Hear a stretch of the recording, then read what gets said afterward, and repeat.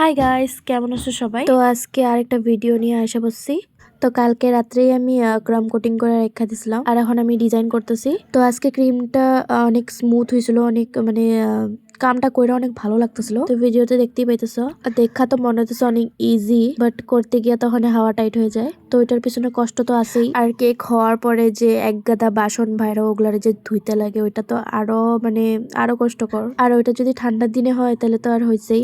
Bando cake আর half KG বা 1 KG জুনটাই তুমি নাও, সেমই কষ্ট করতে লাগে। তো দেখো তুমি সাথে কথা কইতে কইতে আমার আধা ডেকোরেশন কমপ্লিট। তো উপর দিকে আমি একটা ওখানে ডিজাইন করে দিব। তো পিঙ্ক কালার দেখা তো বুঝতেই পারছো যে কোনো বাচ্চা মেয়ের লিগা নিতেছে। তো ডেকোরেশনটাও আমার ওরকম করে করতে গেছিল, সুন্দর করে একদম আমার পিকচার দিছিল, কিন্তু আমি সেম করিনি, অল্প আলাদা করছিলাম। তো উপরে আমি ফ্লাওয়ার বানাই নিব রোজের মতন দেখতে, যেটা হয়। তো ফ্লাওয়ার্সটা বানানোর পরে আমি নিচে বর্ডার করে দিছি।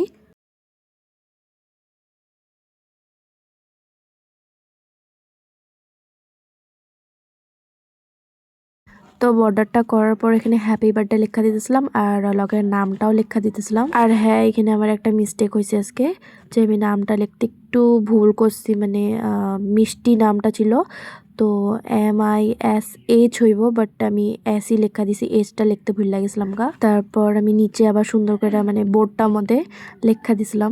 তো আমি কাস্টমারে কইছি যে এরকম এরকম হয়েছে, তো কইছে কোনো ব্যাপার না। তো মানে কাস্টমারটা অনেক ভালো ছিল, তাই মানে বাচ্চা গেছে অন্য কেউ হইলো মনে হয় মানে আবার মুছাই আবার লেখাইতো, বাট এটা মুছলে পরে অনেকটাই খারাপ হয়ে যাবো, বুঝতেই পারতো। তো সাইডে আমি আবার লেখা দিয়েছিলাম হ্যাপি বার্থডে মিষ্টি বিল্লা। তো এই ছিল আমার লাস্টের ফিনিশিং। তো লাস্টেও আমি কয়টা মান বাটারফ্লাই দিয়ে দিছিলাম, তো দেখতে আরো সুন্দর লাগতেছিল। তো দেখা হইতেছে পরের ভিডিওতে। Bye bye, tata.